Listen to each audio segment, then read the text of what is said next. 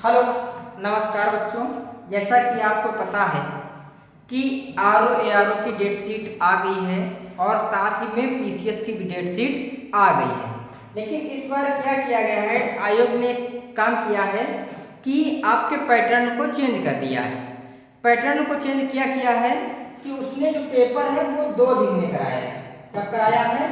2 दिनों में। और 2 दिनों में कराने के बाद उसने एक बात और कही है कि इसमें नॉर्मलाइजेशन भी होगा। ठीक है, नॉर्मलाइजेशन होना भी चाहिए था, लेकिन क्या है कि ये पेपर इतना बड़ा है और इसकी तैयारी इस लेवल की है कि इसमें किसी को भी नॉर्मलाइजेशन फायदा हो सकता है और किसी को भी नहीं नुकसान हो सकता है। तो अब इसका पेपर एक ही दिन में कराया जाए या तो फिर इसमें नॉर्मलाइजेशन ना रखा जाए।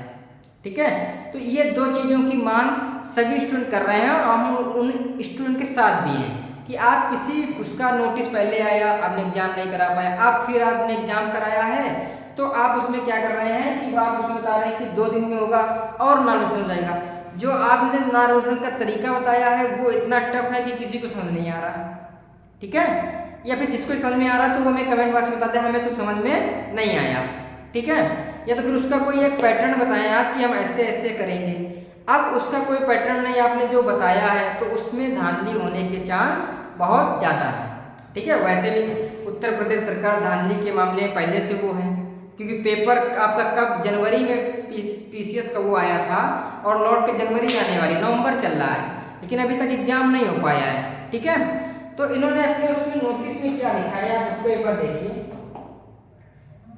कि 5 नवंबर को ये नोटिस आई।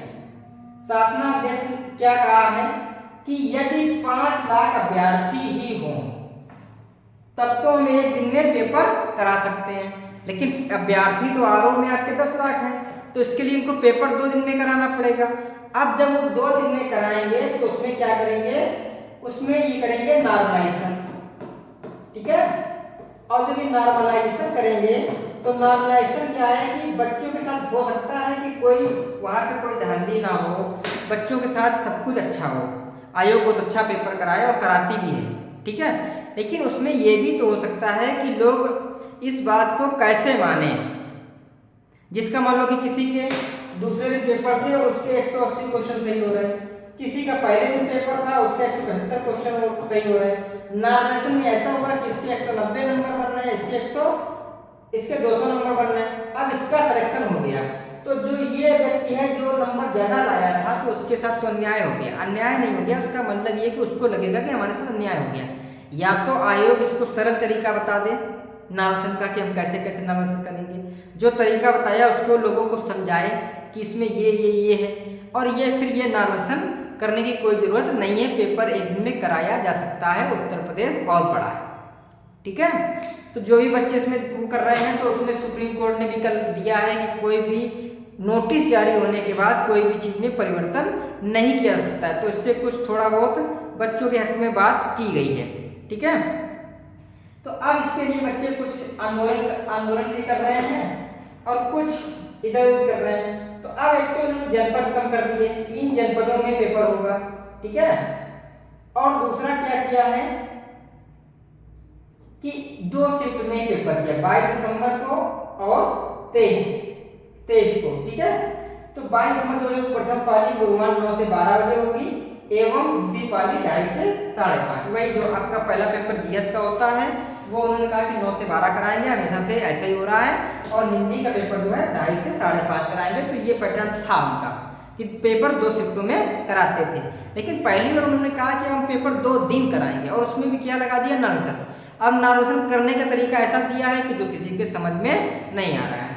ठीक है, दूसरा क्या 23 दिसंबर 2024 को होगा और उसमें होगा।